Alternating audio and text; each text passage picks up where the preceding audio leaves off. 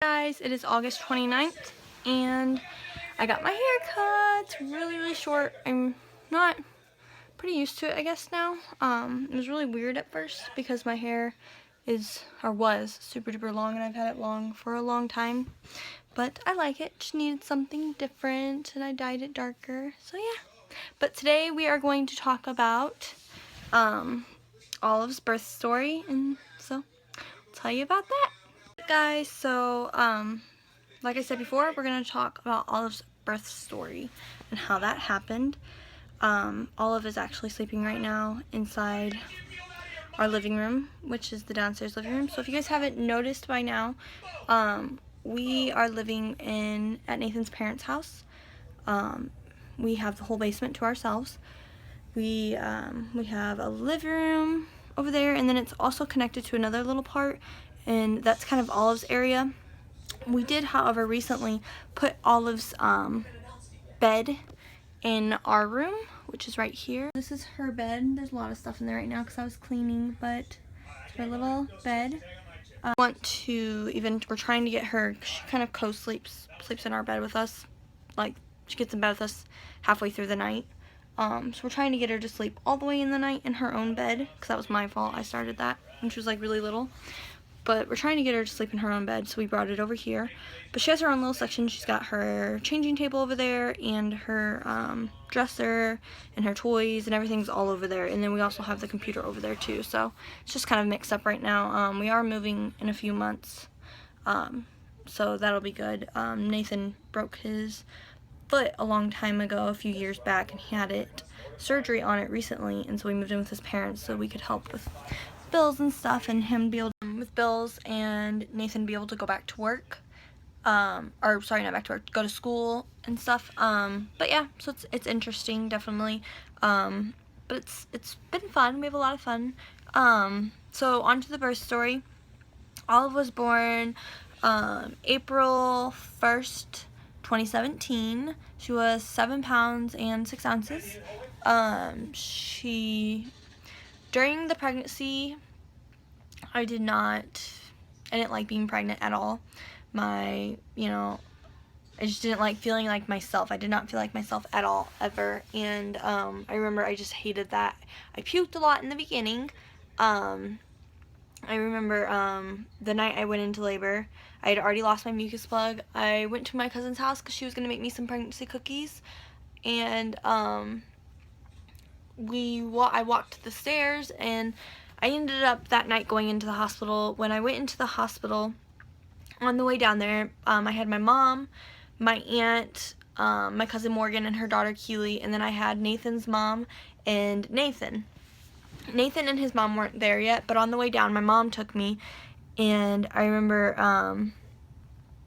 having a normal conversation with her on the way down there. Like, I was talking to her just normal, just fine, and she was like, "Are you having contractions?" And I was like, "Yeah, I feel them.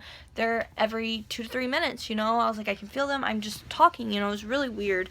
I remember a few weeks before I actually went into labor, I went to the hospital. I remember one doctor telling me that it's not real labor if I'm not on the ground crying or bawling my eyes out. And I just thought, well, that's not true, because I'm dilated to a 3, and I'm sorry I'm not crying for you, and I just remember it made me really upset.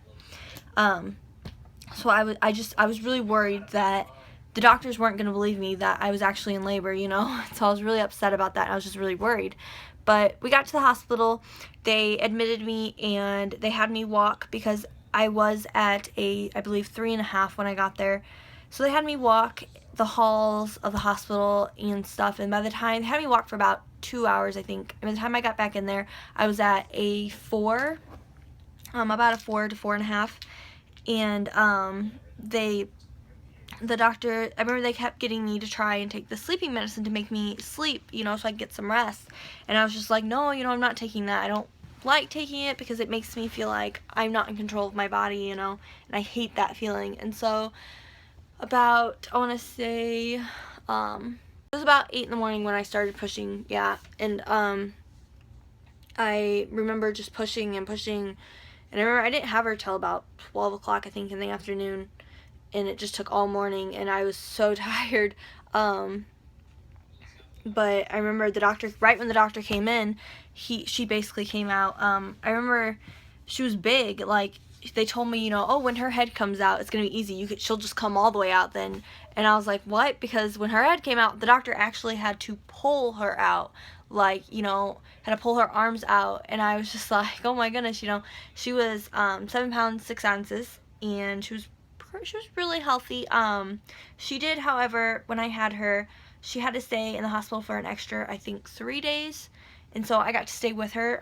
She had jaundice and had to stay in the blue light, or underneath the blue light. And I remember I was so upset about that. It just made me really nervous. One of the doctors actually came in, the nurses, and they were like, oh, don't be worried, you know, because you get to have her forever.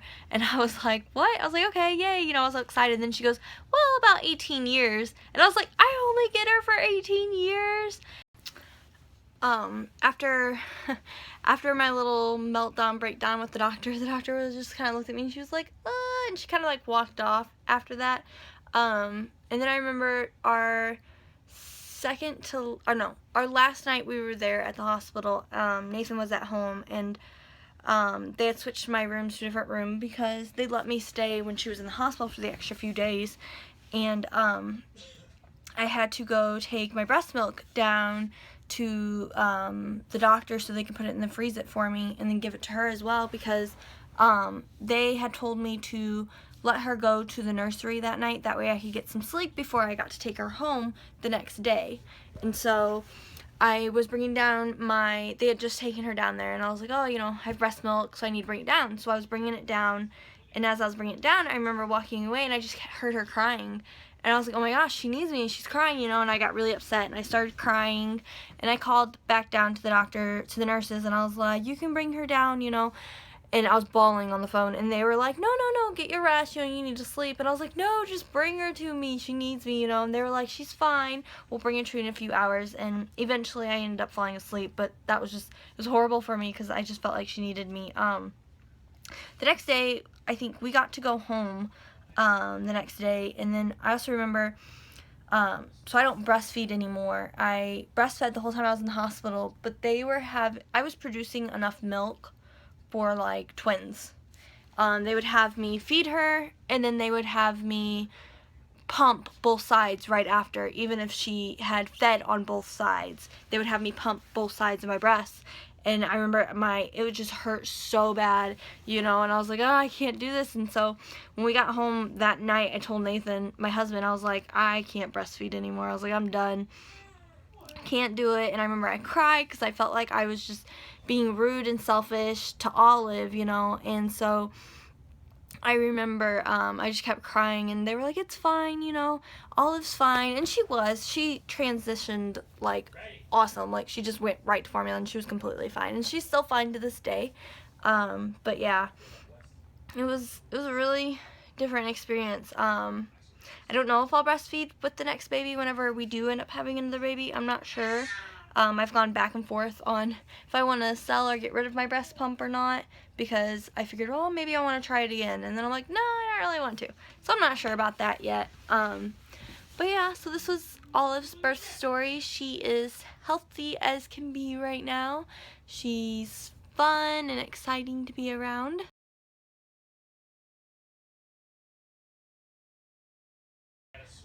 She weighs almost 16 pounds right now. She's eating foods. She has had peas, sweet potatoes, squash, carrots, and green beans. And then we just started feeding her, I think yesterday. She got introduced to fruits, which she hasn't had all of them. She's only had bananas right now.